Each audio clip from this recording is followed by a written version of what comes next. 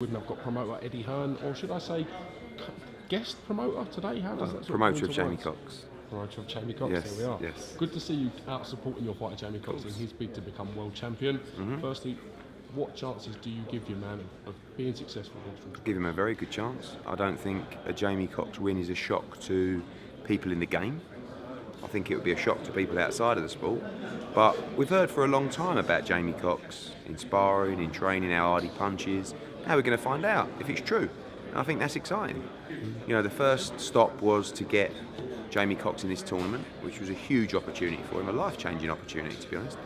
And now, straight off the bat, in the first fight, he gets a world title fight against a Brit. You can't underestimate the hunger of Jamie Cox in this fight. This is something he's wanted his whole life. So this isn't just some opponent. And you know, George Groves hasn't boxed a puncher for a long time. And since he got beat by Carl Froch, you know, you look at his opponents that he's faced: Rebrasse, Gutnecht, De Luisa, Chudanov, you know, Martin Murray, puncher, but not a massive puncher, especially at super middleweight. This is the first puncher he's been in with, I think, since the Groves fight. So, since the Froch fight, sorry. So I'd give Jamie a great chance in this fight. He will be the smaller man, and there's no point, you know, people talk about, is the size matter? Yeah, I think the size will matter. I think Groves is a much bigger man than Jamie Cox, but Jamie is a super middleweight. George is just a big super middleweight. But he can be hurt, George Groves. He does have frailties, and it's up to Jamie and John Costello to exploit them, and I think he's got a great chance to do it. As well as the George Groves fights that you mentioned, obviously you've got the two fights with Carl Froch, the fight in Vegas with Badou Jack. Jamie Cox still yet to have the Badou Jack was another one who's a non-puncher. Jamie Cox yet to have these marquee experiences of headlining the bill, being the main event, which everything that goes around that. How do you think he'll handle the pressure of being in Well, he's had a couple of warm-up fights before this one, but his last one was at Bramall Lane, in front of, although there weren't 26,000 sitting down, I don't know, 15, 16,000. So it's not like he's, I mean, what they have at Wembley, I don't know, 5,000, 6,000. It's not like it's going to be this crazy atmosphere or stage that he's never seen before. And he's boxed all around the world as an amateur. I don't think the person who'll win this fight is the better fighter. That's basically. It's not going to be about who can handle the occasion. And you know George Groves can handle the occasion because he has had some big occasions.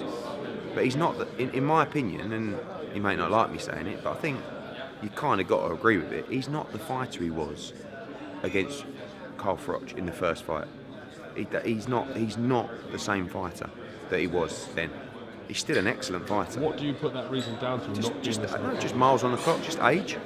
Not that he's deteriorated. He's just, then he was very young and fresh and fearless, and you know, he might be cuter now and smarter, but I don't believe he's as good a fighter as he was then. He's definitely not as dangerous as he was then, because he used to have that real bit between his teeth, and he had nothing then. Now he's got it all. You know, he's achieved his dream. I'm sure he's motivated for this tournament, but he's done it, hasn't he? He's won it. He's won that world title. So now, does he have the same desire? I hope not. And I hope Jamie Cox does the business and becomes world champion on Saturday. As well as the quarter-final and the WBA super title on the line, there's also a big carrot dangling in the fact that the winner can go on to have a huge fight with Chris Eubank Jr. Did you happen to see his win over Abner Yildirim? I saw the clips, yeah. I mean, I saw the clips was going viral, wasn't it? Great knockout. Thought it was a really good performance. You know, I expected Yildirim to give him a decent fight, and he destroyed him. So yeah, massive props to Chris Eubank. Thought it was a really good performance. And you know, everyone's talking now about Groves Eubank, which is great because Jamie just can come completely under the radar and try and upset the apple cart. And you know, like I said, it wouldn't be a shock to me and people in boxing. We understand his position, we understand he's the underdog, and rightly so, because look at the resumes. But it wouldn't be a shock, and you know, we've got a really good feeling about Saturday. Let's talk a little bit about other fighters coming in. With Dillian Whyte, is there any sort of news regarding what's going on with him? We're close to agreeing his opponent now. It's been a very frustrating process. It won't be Brazil. Brazil wanted the fight. His team reportedly didn't want the fight. That's a real shame because that would have been a good marker stick to see where Dillian's at. It would. And actually, I'm not ruling that fight out, by the way, but just ruling it out for October 28th. And you know, I think 3 or 4 weeks' notice for those guys going into that fight. It was a very risky fight for both. Both were up for it. Dylan's team was up for it, but Brazil's team, you know, I mean, they wanted a lot of money, firstly, but generally I think they'd rather stay on the November 4th card. So yeah, but we got a couple of options for the 28th. A lot of fighters that have been in camp training for fights that now realise might not be happening. So we've got guys that probably 4 or 5 weeks ago we were trying to get, and now have resurfaced because their fights aren't happening. And then actually, so we might end up with one that we actually originally wanted. So we'll see. What is going on with new signing Lewis Ritson? We've seen Buzzing, great performance. The Matchroom stable and the team. Good sort of chance for you to develop another fighter from the north. Yeah, very important market for us up there. And you get told about fighters a lot. You know, oh, this guy you got. You know, and I must have been told half a dozen times about Lewis Ritson. But you can't take it too seriously because you get that all the time. Oh, there's this kid down here. Oh, there's this kid, and he was one of the kids. I think Billy Nelson used to train him, and he always used to tell me, this kid is the real deal.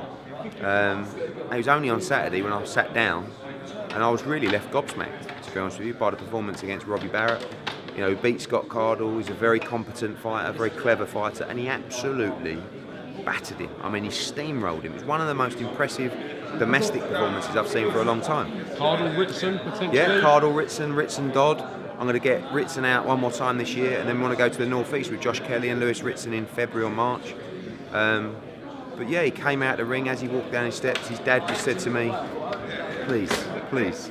Went back to the changing room, we had a good chat. Monday morning, all done. So very straightforward. It's a great opportunity for him. I think Sky's viewers are going to really enjoy watching him box. I think he's got a great style and some really good domestic fights for him. I think it was his dad Dave's dream as much as it was Lewis Ritson doing that. Yeah, so it must have meant so much. The speech after was brilliant. You know, it really was. And I think you can imagine the time and effort that his dad's put into his career, taking him to the local ABC, taking him all over the country in amateur tournaments, and grafting as a pro, because they never had the promoter back in early on. So they had to go and, you know, I'm sure they had cancelled fights here and driving here for no money and there, and, you know, now he's done it. He has only had 13 fights, so he's got a lot to learn and a long way to progress. But from what I saw on Saturday night, I think he's certainly many levels above British level already. What fight your promoter is exciting you the most at the moment? What's not scheduled? Give me a scheduled fight that you're thinking, do you know yes, what? I can't wait. Probably Frank Buglioni against Callum Johnson. I think it's a great fight. British and Commonwealth light heavyweight titles on the Joshua card. I just think it's a really, really good domestic fight. Callum Johnson's a big puncher, but hasn't really had you know, the smooth career that perhaps he should have had. Buglioni's full of confidence, always in great fights. That's one. Yafai against Ishida, actually, on the same bill. Cal Yafai is basically on the verge of major nights on HBO in the super flyweight division. He's so lucky that division is on fire at the moment.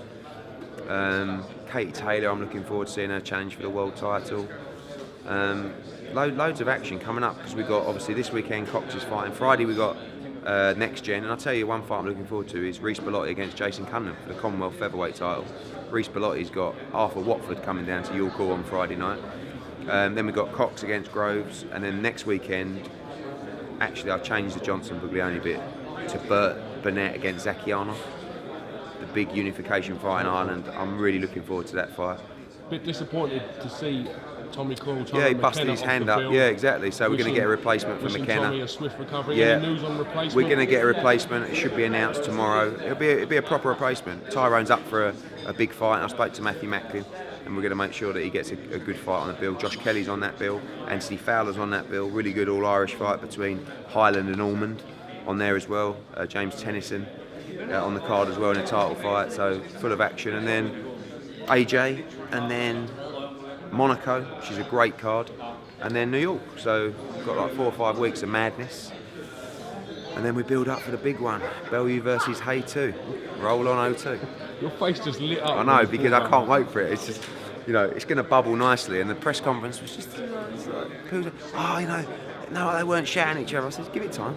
It's a good fight. It's a great fight, and you know, I'm really, really confident for Tony Bellew in that fight. It's going to be a great fight. Everyone's excited, and you Yeah. can't. The thing is, whether you thought Bellew won the first one conclusively or not, it's exciting to see how David Hay comes back from it. It is, and certainly you know, his last chance to lose. Yeah, 100% last chance to lose. But people realise this time it is a really good fight. Last time it was like, you know, oh, it's a great event, but let's be honest, what chance has Bellew got? Now people realise Bellew can take the power, he can mix with him, and I believe he's